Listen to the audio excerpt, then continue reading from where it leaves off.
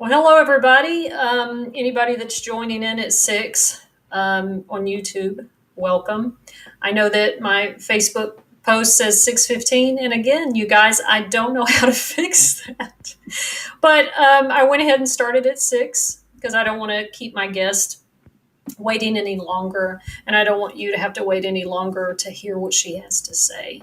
So we'll wait a few minutes for some people to pop on. And in the meantime, anybody watching can just listen to us banter back and forth. That's always fun with us.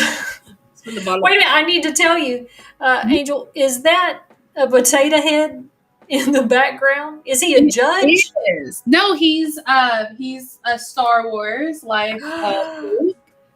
Yes. So my high school, I don't know why I had to think about that. My high school prom was Star Wars themed, and so I got that in high school. Nice. So are you a Star Wars fan? So I am a Trekkie. Oh, yes. We're gonna have a battle. Yeah. I've got some Star Trek comic books. Love Star Trek. So I've never seen any Star Wars because I feel like I'm cheating. But yeah, I couldn't tell you much else than lifesavers when it comes to lightsabers. So is that I don't even know how to say it. But you know Ferengi acquisitions of law. It's interesting that I don't particularly like science fiction. I love horror. I'm a horror buff. You can obviously, you remember I showed everybody my cup. We don't do that. Well, we're not doing that. Matter of fact, we're going to see the remake of Candyman. Okay. Tomorrow, which, by the way, Jordan Peele is an amazing director. I don't know if you saw Get Out or Us. Yes. Oh man, Us was it upset me. I just threw the remote because I was watching it on HBO. I was like, this is not right. What you just did to us was not right. So I'm hoping Candyman does the same thing. I saw The Night House a couple of days ago. Slow burner, but I'm going to tell you something. That movie was scary as shit. Very frightening. I don't do horror. I like Saw. For some reason, I can handle Saw, but anything else, I'm like spirits, ghosts, witches. Then don't ever see The Night House because the ending was not what I expected. And I told it to Maggie, and she was like, "You for telling me that." Why did you do that to Maggie? You're horrible. No, I make her watch horror movies in the living room. She'll be in there cooking or working on her computer, and she's like, "What are we watching here?" And I'm like, well, it's either World War II documentaries about tyrants, or horror movies. This is roommate abuse. And she's like, I don't know. And then she'll come over there and sit by the couch, and I don't know why I'm watching this. I don't know why I'm doing this to myself. Maggie said, I'm still scared. Have you ever seen the movie Ruins? Yes. Mm-hmm. Okay, so I remember we snuck into the movie theaters to watch that in 7th or 8th grade. And I was horrible, scared. And yeah, that's the level of I don't do scary stuff. And as an adult, I'm it's not that scary, but it was very real. You're welcome, Maggie. You're welcome. We got to figure this out.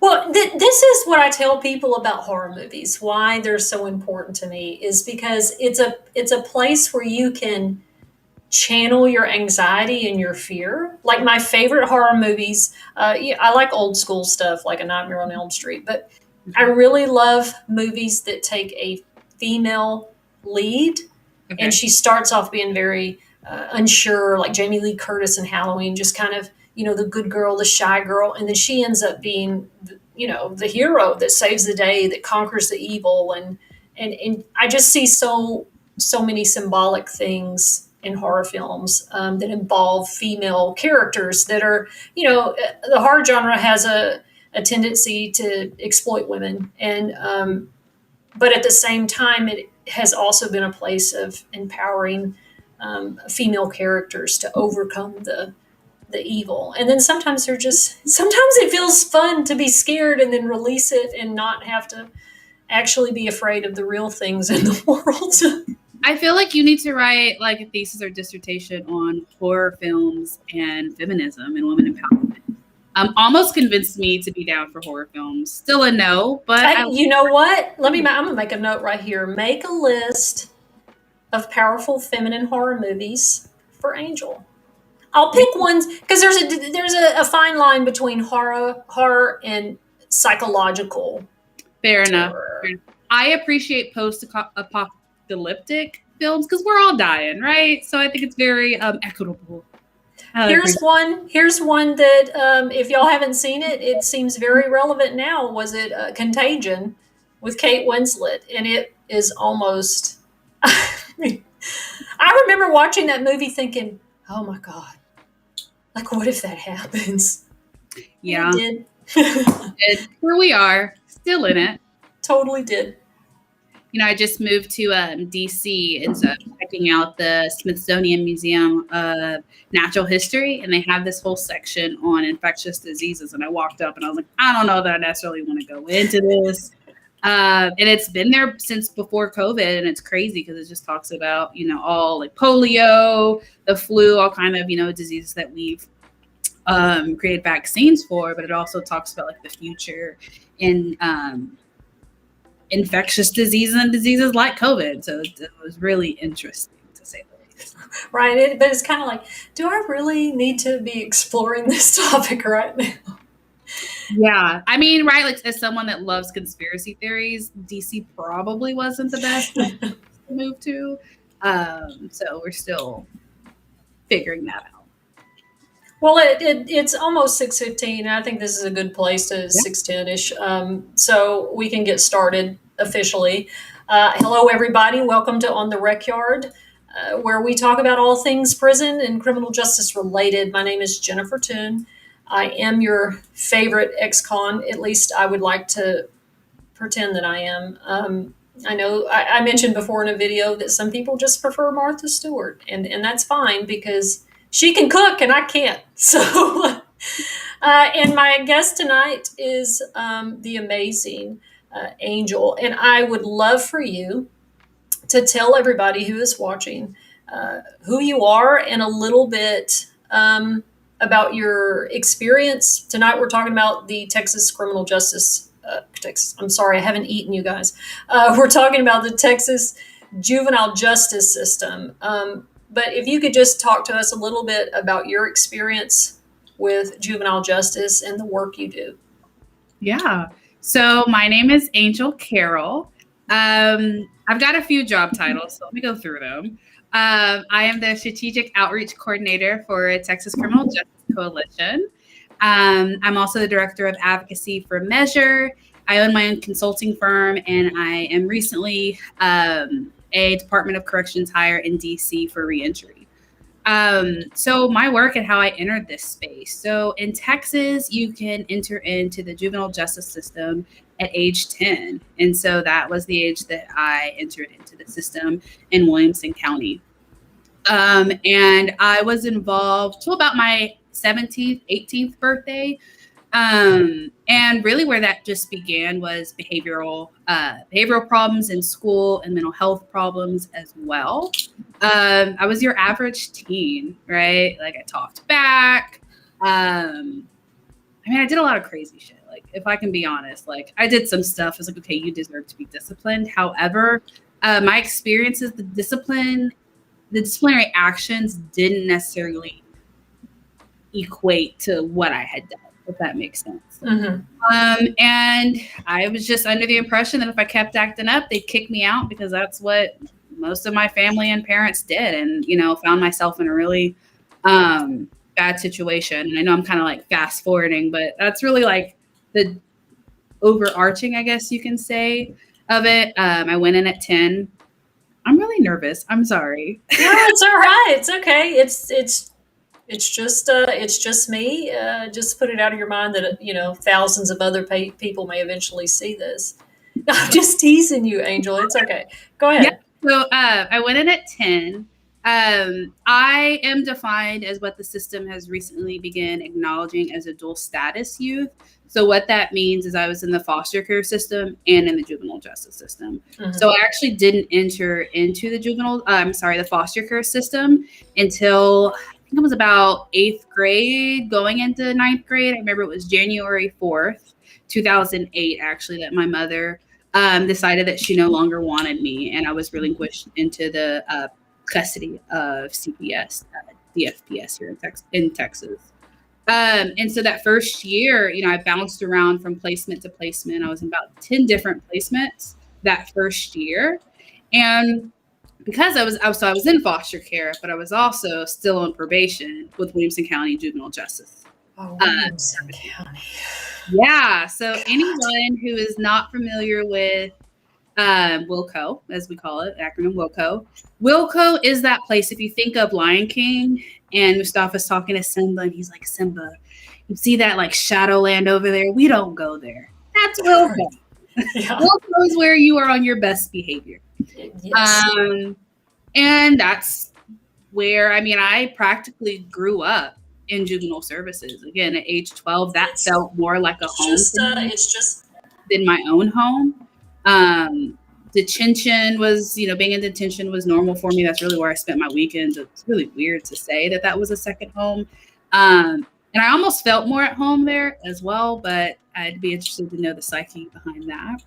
Mm-hmm. When I was in that system, it was very militarized. So they no longer operate in this function, but that meant that I had military uniform, so camo.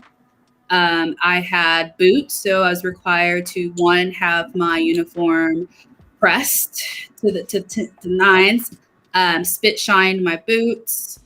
It was really rough. If you were acting up in class, it meant that it wasn't just a simple referral. That meant that you were actually taken out of the classroom and you were going to do PT.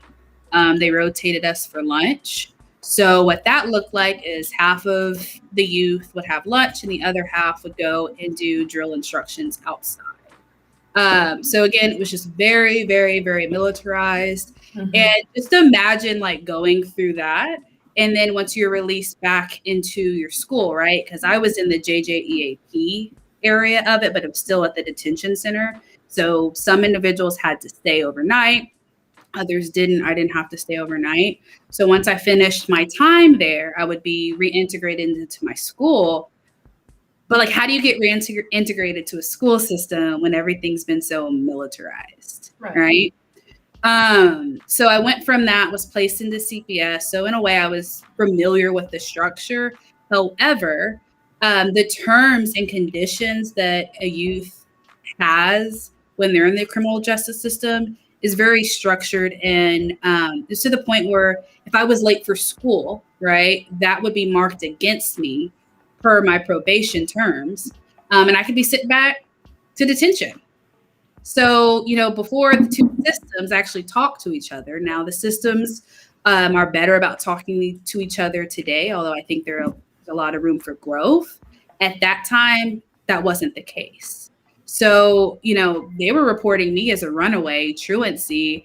If I was arrested or stopped by the police, I was supposed to go straight to detention because I'm a runaway, which had actually happened to me. I was at an emergency shelter in Pflugerville. Systems hadn't talked. They hadn't heard from me, hadn't talked to my mom for whatever reason. There was an incident at my shelter. They ran my name, found out that, hey, you're on probation in Williamson County. We haven't heard from you. You got to go to detention. So I found myself, in detention in Travis County. I think it was Gardner Betts. And again, because those systems don't talk to each other, I was there for almost a month. Mm-hmm. And what we see, which is really troubling with being a dual status youth in Texas, is the system often uses the detention facilities as a placement. Mm. So that means where really you're only supposed to be there temporarily, maybe a couple of days, a week, until terms can be set. Because as you know, in the juvenile justice system, there's no bail, right? So you have to be reduced to a guardian. However, if you don't have a guardian, and your guardian, in better terms, is the state of Texas, they're just going to keep you there until they're able to find a placement. Which is extremely hard. You hear stories about, youth sleeping in the DFPS offices with their case manager. So why keep you in an office if we can keep you in detention? Which is not right. It's not safe. There are many, many things wrong with it. And that was really my experience being in the foster care system and then being system involved. It also was a tool, quite frankly, that was used against me. Because staff at group homes, they knew, okay, this individual is involved in the justice system. So we'll just call 911, right? And we don't have to deal with her. We'll just say that, she's being disruptive. And when you're on probation, any small thing can be used against you. And that's, you're in violation of terms of your probation. So, I found myself in juvenile detention in these little, towns in Mejia, Texas. And Mejia in itself is not the place that anyone wants to be, especially not a young Black girl. And that's just, where I found myself. And because I was under the impression that, they would kick me out because that's what my mom did. That's what juvenile services did, right? When I acted up, they would just throw me in detention and I'd go somewhere else and just be bounced around. And that wasn't the case. So I found myself in a restrictive residential treatment facility in San Antonio, which I would describe as hell on earth. It was called Hector Garza. There was a lot of physical, emotional, and sexual abuse going on in that specific placement. The way they operated is each floor would have different, what would you call it? Different levels of care for like CP. So one floor would be CPS care. Another floor, say, would be for individuals whose like families were just seeking treatment. And then another floor was for individuals that were coming through the TYC, who were in TYC at the time. And as I'm sure you know, and many individuals who are system involved, just because a placement is saying we provide these services, or, we do breakout pods this way, doesn't mean that's how they're doing it. And that wasn't the case. So, I had roommates that were in the TYC portion of the facility, rooming with me, and great girls, right? However, that's not what I needed treatment wise. Mm-hmm. It was crazy. I saw a lot of horrors. It was that placement specifically where I decided that I wanted to really dedicate my life to this work. I saw girls who had IDD who were being treated for when they were disruptive as if they were criminals. Yeah. Or as though, this was just, an action that they decided when there were real issues going on. Right. There was a lot of over medication going on as well. So again, when you're on probation, part of those terms are to take your medication. Well, when you're 15, 16, and they're throwing pills down your throat and you're saying, I don't like the way these are making me feel, no one cares. Right. And the real response is, well, wait till we talk to wait till you see the doctor. You may only see the doctor once a month, if you're on the list. Again, they say the doctor's available if you need him, but we know that's not the case. And then even then, well, you don't know. You haven't been on the meds, long enough to know what it's really doing to you. Right. You don't understand your own experience, basically. Yeah, it's crazy. To me, it's like baffling, right?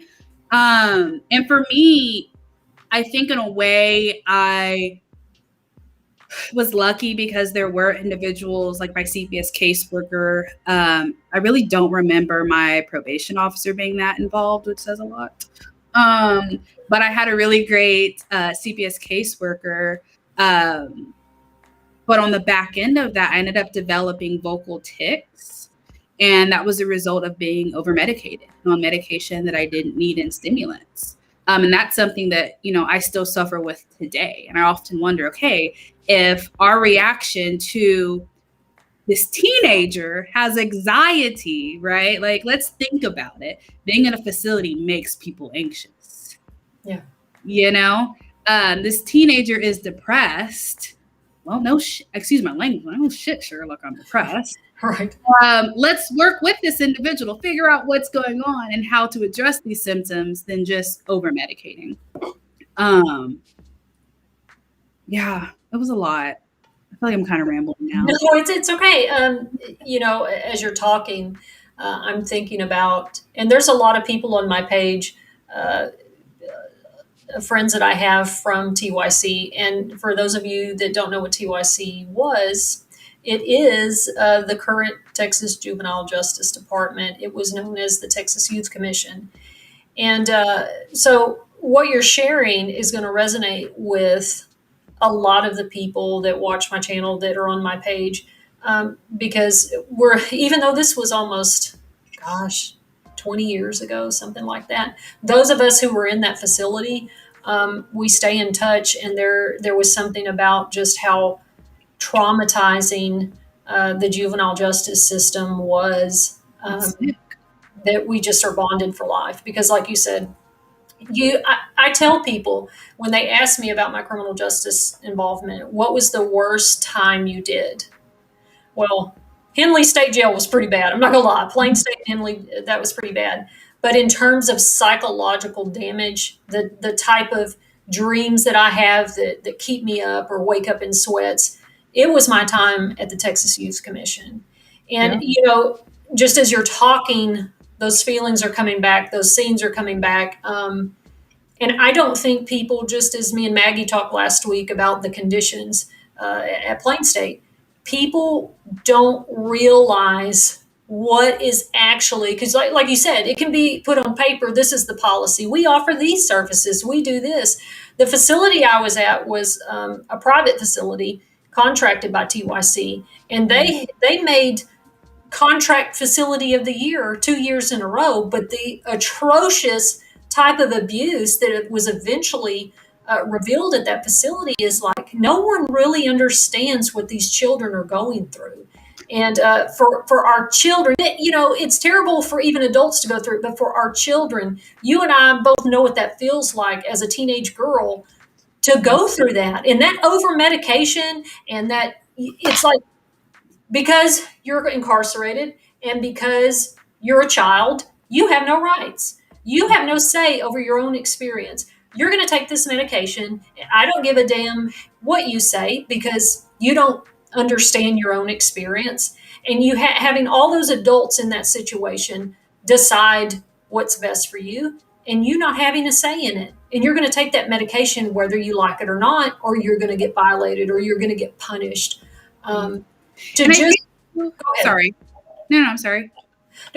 Just to understand what that feels like in the adult criminal justice system. Imagine that as a child.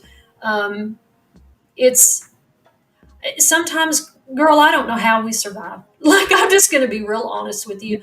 I look back to those experiences in the justice system, especially in TYC, and I think thank you, Lord, because I don't know how we survived. And it's a testament to, for me, it's my faith and my spirituality, but for our sheer force of will to survive it, and then to be where we are now, to say, I'm not going to let that just be okay for any other child or anybody else experiencing justice involvement. No, you're absolutely correct. And one of the most frustrating things that I think I hear is, okay, well, maybe we need to streamline reporting. And to me, maybe that's the answer. I don't know that it is. I think that for me, reporting just made it worse. One, because I was a dual status youth, I guess there were two levels of, reporting going on. But at the end of the day, I still had to wait for something to be done in the investigation, right? Mm-hmm. So for this specific facility that I'm talking about, it would take a while for, investigations to come. They'd have a special person that would come in and they'd say, all right, the investigators are here. We're going to go downstairs. So we'd get on the elevator. And I'll never forget this. They told us, you can tell them whatever you want to.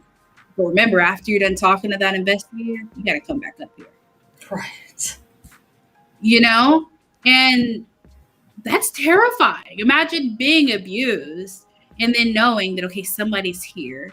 You've got 10 staff on this unit that are going to say one thing, and just me, and they're going to label you as aggressive, as manipulative, which is also just a whole other thing, because how many of us were really responding out of fight or flight? Right.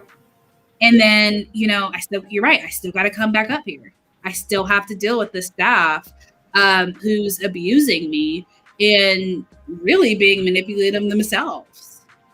Exactly.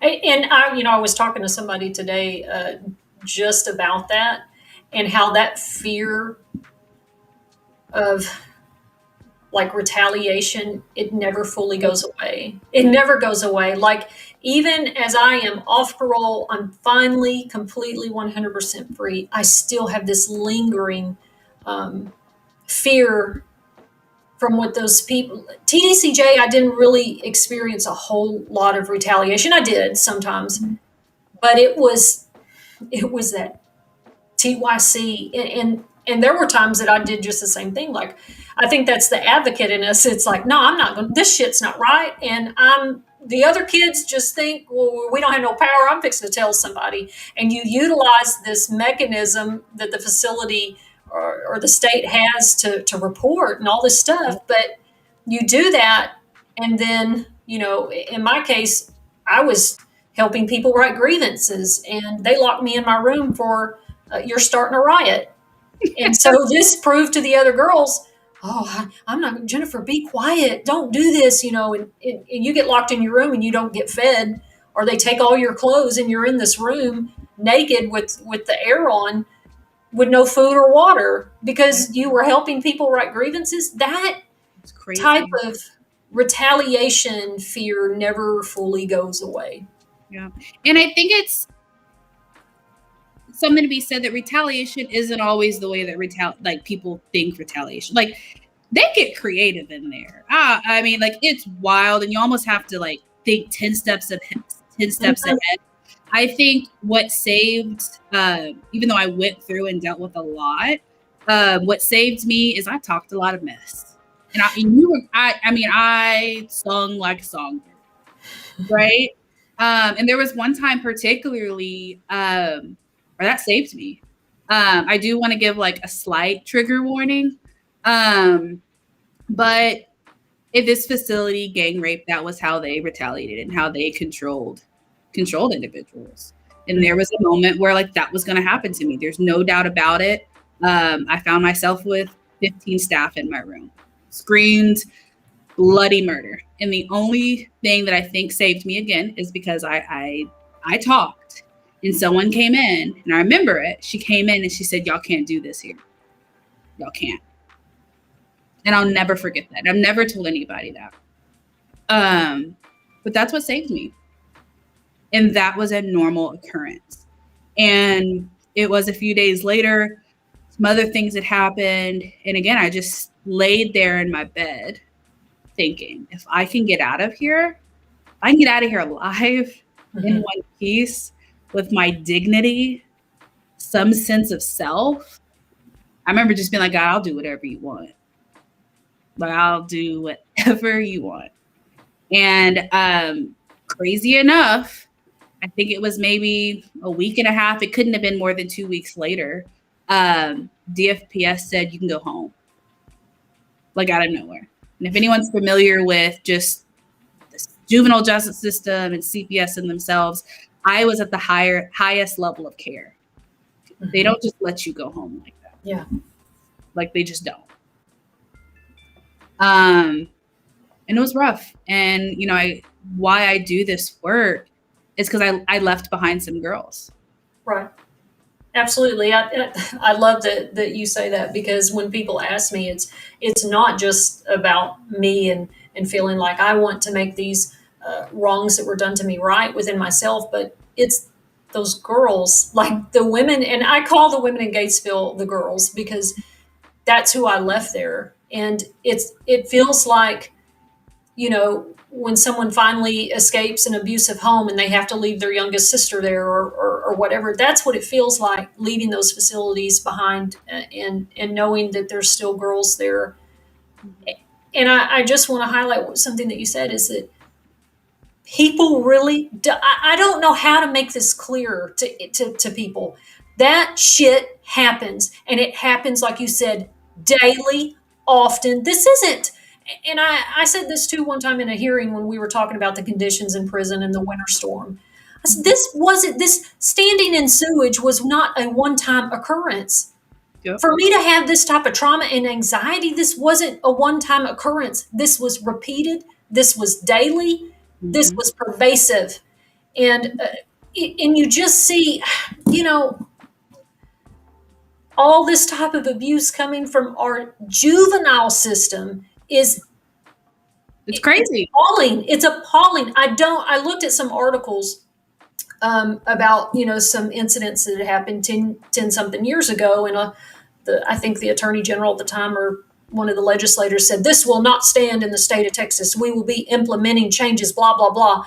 And then fast forward to this year, and there were still more reports of rape and abuse and a sexual assault by staff on these kids. And I said, nothing has changed. It hasn't changed from 10 years ago. It hasn't changed from when we were there. So what you mentioned, like you were talking about your journey and how that started off. And you mentioned that was really you mentioned mental health and acting out in school, and the policies I work on where I work. We do focus a lot on that school to prison pipeline and mental health issues. And I look back to, we always say school is the first place that you can help a child, because that's usually where the behaviors start to really show and manifest. I know they did for me. And when I was in my trial, when I was 15, there were teachers that said I knew something was wrong, but I didn't know what to do or what to report. And mental health was such a, stigmatized thing in East Texas. But so I was wondering, can you speak a little bit more about the importance of helping children at that point before I want people to understand that we have a way to help kids before crisis. Crisis should not be the moment where children get services, and services do not mean detention. It shouldn't get to that point. So I just wanted you to talk a little bit more about that. Yeah. So in my work, we often talk about like trauma-informed care. And specifically, some of those trainings are being done with mental health professionals, social workers, juvenile justice, service providers. But I say teachers need to also be trauma-informed. And what being trauma-informed looks like is understanding what trauma is, how it occurs, what it looks like. And there are organizations and counties that are doing some great work, I have been lucky enough to have this weird full circle with Wilco, where I work with them on being trauma informed and sharing my story. But they have been doing some awesome trainings with teachers, and it's so instrumental. About a year ago, I got to actually participate in one of their trauma-informed care seminars for some teachers in Georgetown ISD and some surrounding ISDs. And, I spoke about how my teachers thought that I had this utter disdain for authority. I never really paid attention and all these things, right? But they didn't know that I was going through physical and emotional abuse at home. They didn't know that, I was living in a 1-bedroom apartment with my mom, who was suffering from her own mental health issues. They didn't know all these things were going on, which resulted in me acting this way. So I think that's the first step. Unfortunately, our teachers, there's a lot put on them, but I think that's a big step. I think having organizations like Community in Schools and social workers in the schools are huge, right? Why are kids acting out? Are they hungry? Have they not gotten enough sleep because there's domestic violence going on in their home? There's so many preventative steps. And I think that's those are huge first steps to really get in between the prison to school pipeline, which again is huge. Well, so I just want to say, Patty said, I'm just so thankful y'all are sharing this. Thank you. People are so unaware. They really are, Patty. I appreciate that. And Cynthia, hey girl, what is the number one service that could help support the youth that exists or needs to be implemented? That's a tough one because I feel like there's so much. Okay, number one, support. So I'm gonna break it down through some ages, okay? So I would say one, just all across emotional support, so therapy. I mean, I'm a huge advocate of therapy. I think especially at a young age, teaching kids to be aware of their emotions, and it's okay to say that you're scared. It's okay to just vocalize how you feel in a healthy manner is so important. I think youth specifically is independence and life skills. When I aged out of the system, I was lost. I didn't know how to do a lot of simple things. I didn't know how to do like simple life skills, but then I also had this like huge disconnect with my peers that made it really hard in college. And even as a 26-year-old, still hard today. So I'd say therapy and life skills. And I think that's so hard to answer. No, it's right. It's like so many things. But thank you for the question, Cynthia. Anyone else, if you have questions that you want to share with us, we'll try to answer them. You know, I want to go back to what you talked about school and mental health. And what is it going to take for the state of Texas to take police officers out of our schools and replace them with social workers? Because I don't know about you, I'm going to tell you something. Even if those supports were there when I was in school, if there was an officer there and I'm telling them, hey, I feel suicidal or I feel like the paranoia thoughts I'm having, they're going to label me as a threat and then I'm going to be treated as such. You know what I mean? So I can imagine some kids, they may want to seek the little bit of help that is in their school.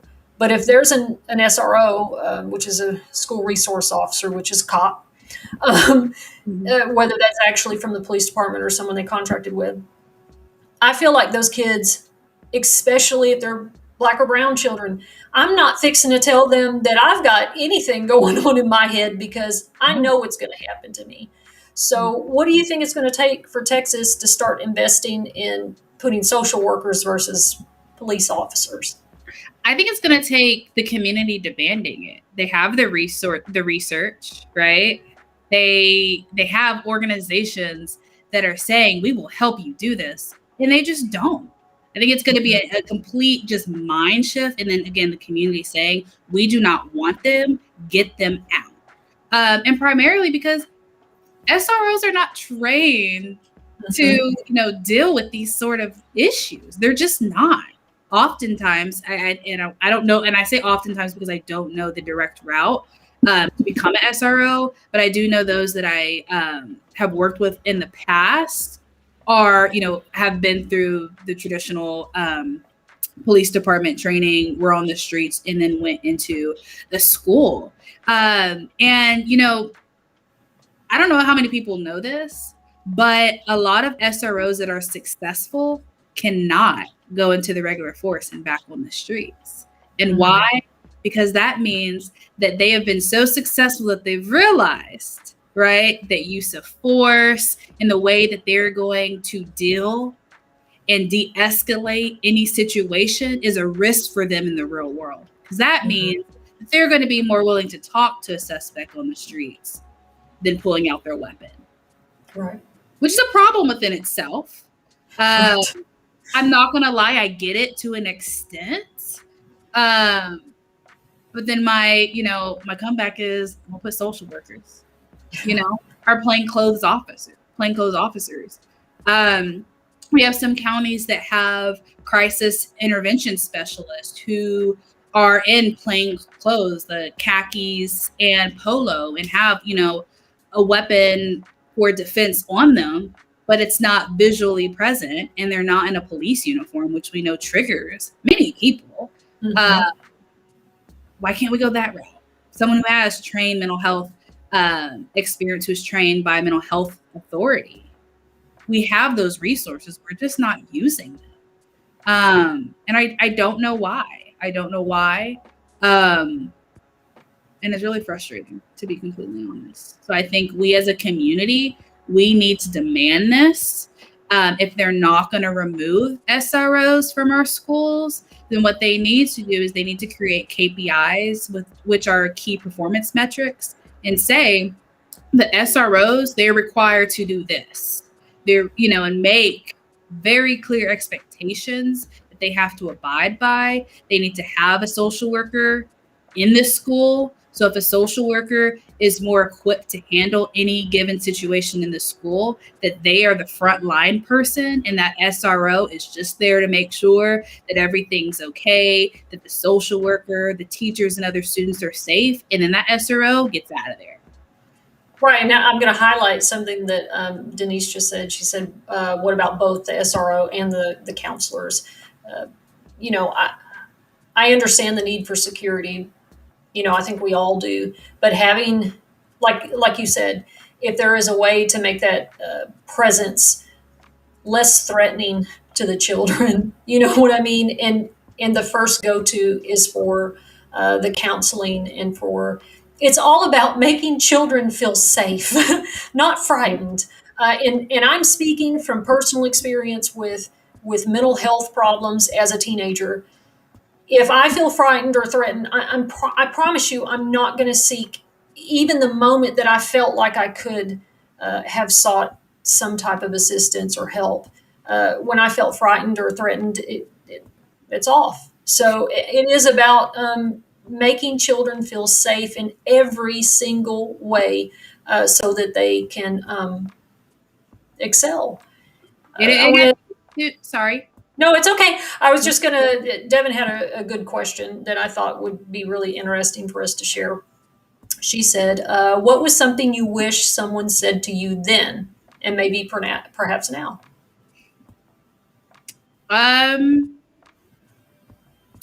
Wow, what I wish. I wish I was told it gets better. It gets better, and I am not who I am today. There are a few stories that I talk about when I do my trauma, when I share during like trauma-informed care trainings. And it's when I was in seventh grade, I was in a program called AVID. It was college prep. And I was being physically abused at home, and it was just a problem. The nurse was always calling me in. CPS would come, and it was just a lot. And nothing ever happened of it. And I was disruptive in class one day. The teacher ironically kept touching my shoulder when she walked by, not knowing that like I had bruises. And I was just, I don't want to talk about it. Please get off of me. And she just snapped at me. She told me that I was rude, that I would never amount to anything, that I needed to pay attention in this college prep class, because if not, I was going to be like all the other girls in my side of town and end up pregnant at 16. And I often wonder how many other people did she, say those hateful, hurtful things to? What would have happened if I believed that? And that just goes back to, for me, I am not who I am today. Mm-hmm. Today is a bad day. Today I'm being a brat. Today I'm being difficult. But that is not who I am. Yeah, I love that. I think what I wish somebody would have said to me then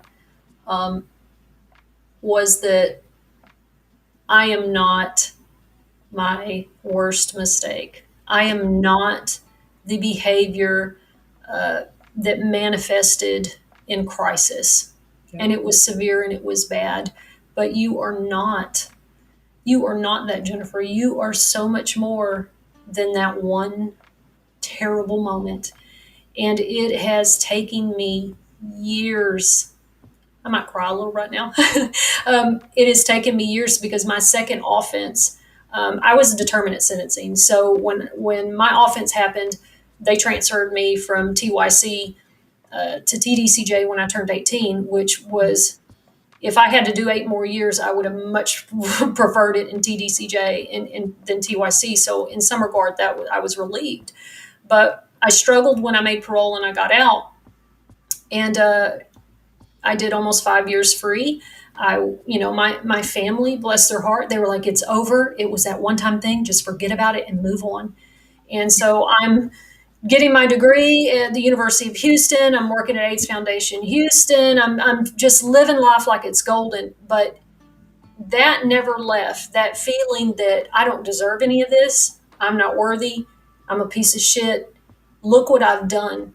Like, there must be something evil or wrong with me as a human being, because I still believed that I was my worst moment. So, of course, when I acted out again with mental health problems, and none of that was addressed, not in school, not in TYC, not in TDCJ. So I was able to suppress it and maintain it. It was always felt like I was like hanging by a thread. And of course, that thread snapped again. And I remember being on the drunk tank floor in Fort Bend County thinking, there's something wrong with me as a human being. I must be just irreparably damaged. And it took years, Angel, to really understand I am not my worst moments, no matter what it is, no matter how bad the behavior is. That is not who I am. I refuse. I refuse that. And I keep working towards something better, because today I believe that I am worthy. I am capable. I am, a beautiful human being that's just. I had a therapist tell me recently, when I've struggled with this, and she said, I said, I'm crazy, right? I feel so crazy. And she said, no, everything that you've explained to me, it's not a justification for the things that you've said or done to people. But Jennifer, those are trauma responses. They're normal. Like, they don't feel normal to other people.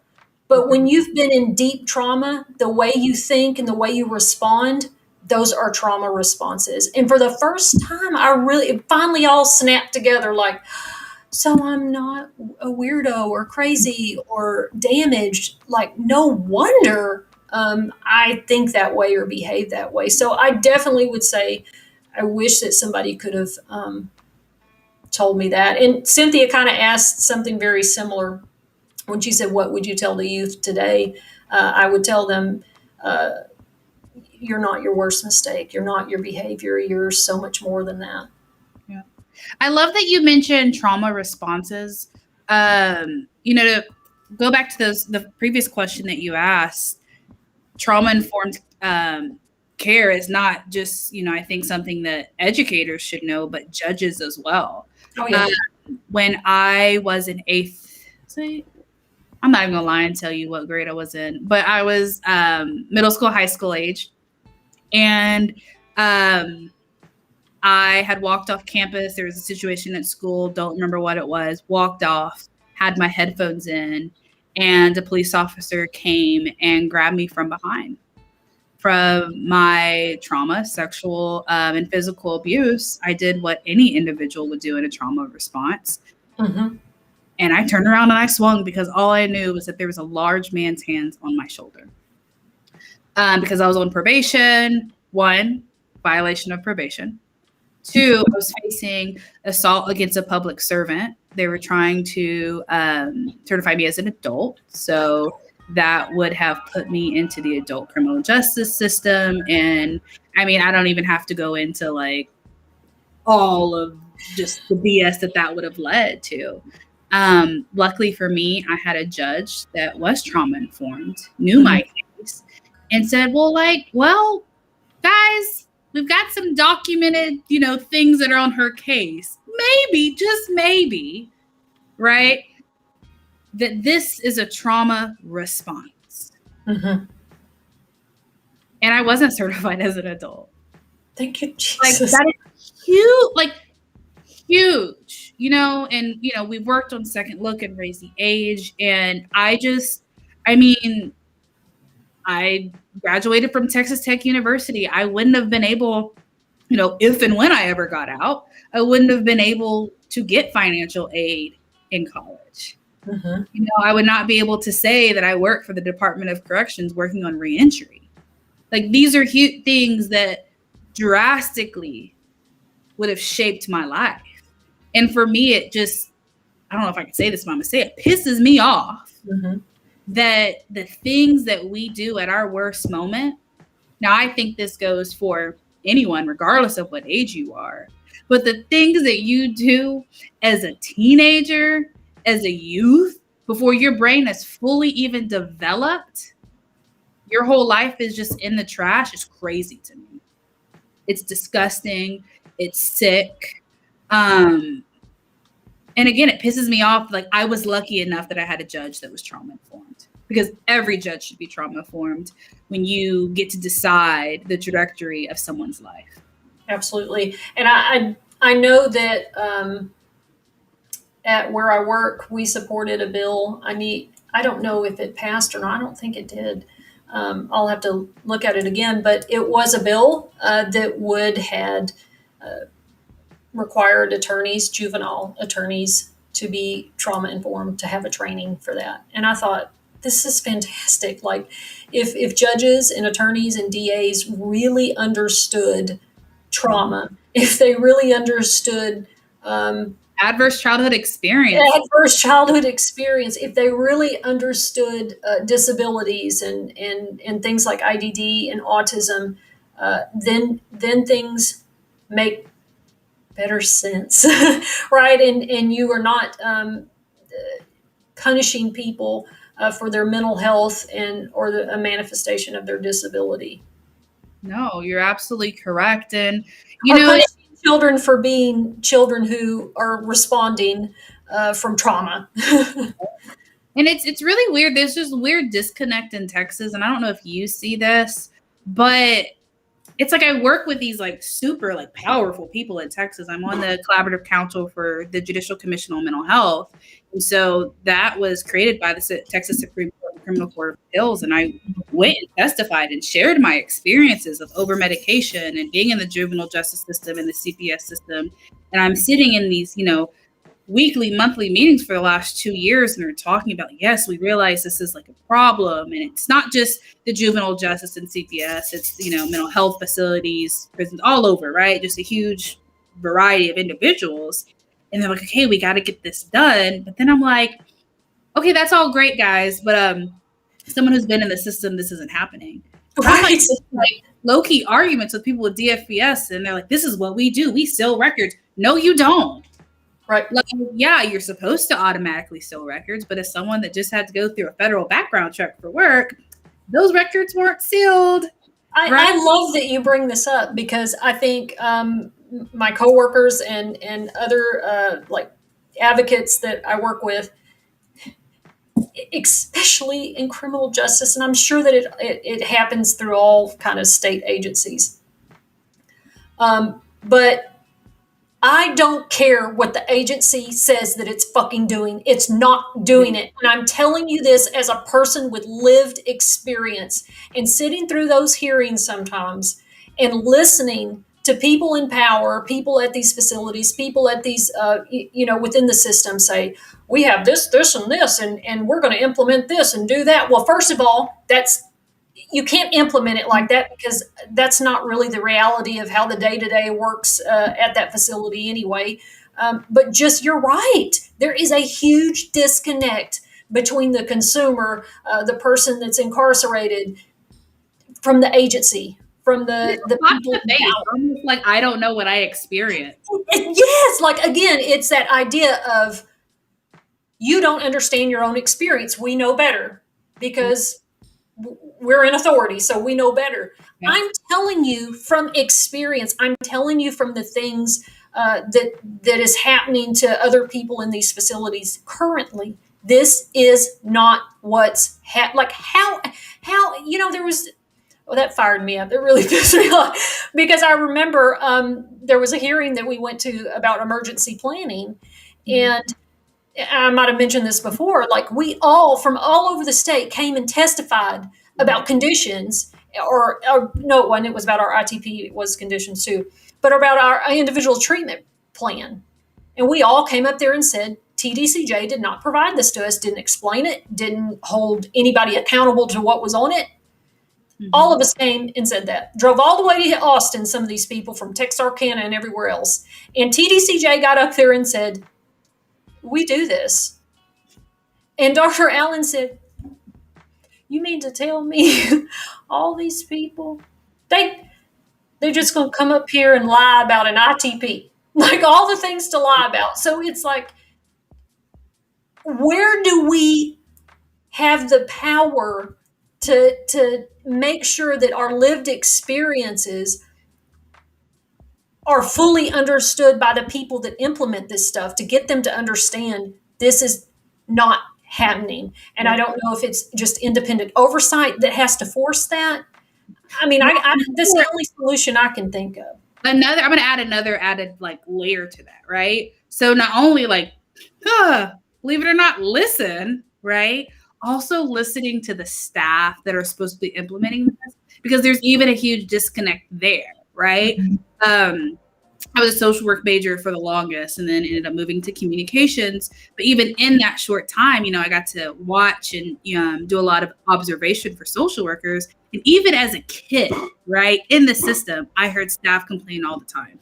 We're supposed to do this, or they want us to do this, but how are we supposed to do that when there's only two of us? How are we supposed to do this if we can't do that? And it's like, wait, what? And the problem is, just in where fast food and like small organizations do it right, is if you want to be the manager, you have to have started on the bottom to make it to the top. So what I don't understand is how we have individuals making decisions, right, for DFPS and TDCJ who have who don't have a criminal justice background, who don't know what it's like to work in a facility. That's a really interesting point. Now that you've said that, because I remember watching an officer from Lane Murray testify at a hearing in relation to, it may have been COVID, but she's telling them what's going on at the facility. We are overworked. We don't have the supplies or the PPE. Everything that's being said is not true. And she was speaking, I think, for the officers union. And I'm like, they said, thank you so much for your service and go sit down. It's like, you're not even listening to the people that are operating the facilities that are putting their lives at risk. Right? Who are putting their lives at risk at that. And I think everyone should be disgusted, not just, the inhumane way that youth and incarcerated individuals are being treated. So if that doesn't piss you off for some horrible reason, maybe the fact that you're paying for this should, because they're lying to you. Like it is what it is. They're lying. I got a great question here from Denise. She said, is there any other state that's doing things right or who are just better at it? Can you answer that for us? Yeah, so there are 48 states that have acknowledged that the brain isn't fully developed till 25. So the first step would be passing raise the age, and second, first off, just raise the age in general, right? And recognizing that kids are kids. And provide. Well, I'm sorry, I got to interrupt you. Explain to everybody what raise the age is. Yes, so raise the age in Texas, you are considered an adult at 17, which is very problematic for many different reasons. One, you can't buy a cigarette till you're 18, and I think they just changed it to 21. You can't buy alcohol till you're 21. You can't sign a legal binding contract till you're 18. But yet you can you're considered an adult in Texas at age 17. So raise the age is essentially moving that age to 18. And then there's another component called raise the lower age, which raises the age, because you can go into the criminal justice system. I apologize, I'm all over the place, at age 10. Mm-hmm. And I should know this, so judge me. But I want to say that raises it to 12 or 16. I'm sorry. I believe it's 12. 12. Okay, I'm sorry. I should know this. And raising that minimum age there. So I think that's the first step, although I would say 25, because again, brain science says that the brain is not developed till 25. So what does that mean? That means that if you have a teenager or have interacted with an 18-year-old who's in college, and you say, why did you do this? Right? As an adult, like, that's not the smartest decision. And they say, I don't know. That's because they literally do not know. They do not have the capacity to see cause and effect. to its entirety, to see there are real world consequences to the things that they do. You know, Angel, until I really understood this, even as a person who committed an offense when she was a child, I suddenly felt like, well, when I would tell people, I would tell my attorney or I would tell other people, like, I knew what I was doing, but I didn't. Like, I don't know how to explain to you, like, well, obviously you knew if you did this thing that this was going to happen. Well, yeah, but like I didn't like think it was going to be forever, and it just sounded so, especially at the time in the early 90s, it just sounded so, here is a bright 15-year-old girl with a high IQ who excels at schoolwork and does all that, and she's sitting here telling us that she doesn't know why she did what she did, and she thought that it was just for today. I don't believe that. And so this type of science, it really kind of validates what I went through and what all the girls I was locked up with at TYC, is that we did not, people would, the counselors would pound into us like, you know why? Like, I can dig into my trauma, but at the end of the day, like, I just didn't think it was going to be this bad. Like, I didn't think about the next day. Yep. And that's exactly what you're speaking to. And I tell people, that's real.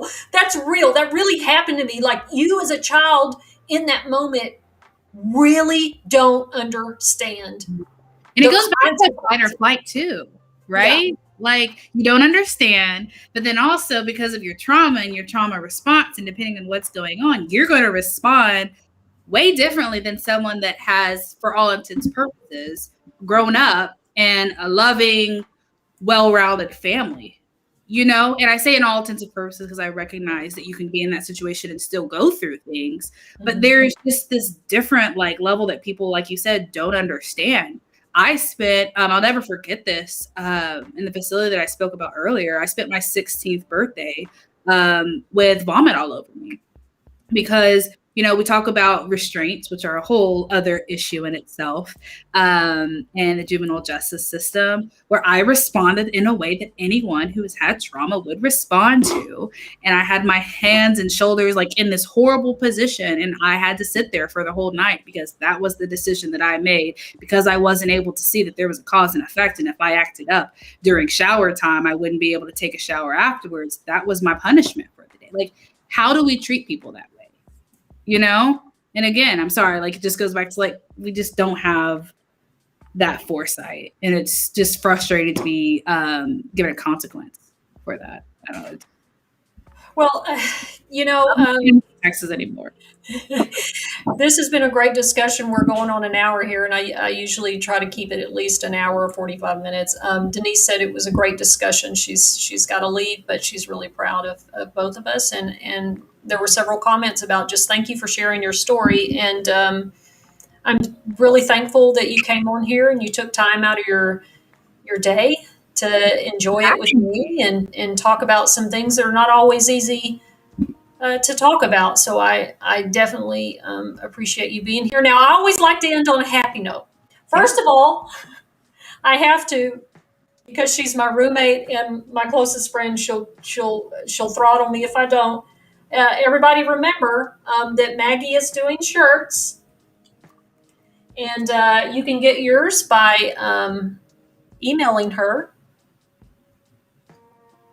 Okay, there's her email. I got it right this time. I misspelled her name last week. These are some great shirts that you can spread the message of. Can you not see that? It's not showing up. There we go. There we go. Just love it. Incarcerated Lives Matter. And her other shirt is Prison Labor is Slavery. And that will be another discussion one day on the Rec Yard. But let's end on a real happy note. What is your favorite Taylor Swift song?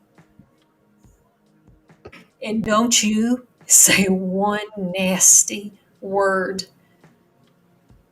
If you don't like her, you better make something. My favorite song. I just kind of feel like if it keeps happening, maybe it's your fault.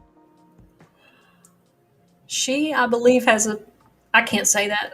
She may have some She's problematic. problems, and but she's a genius despite all that, and she's a fantastic songwriter. So there has to be at least one song. One. Come on.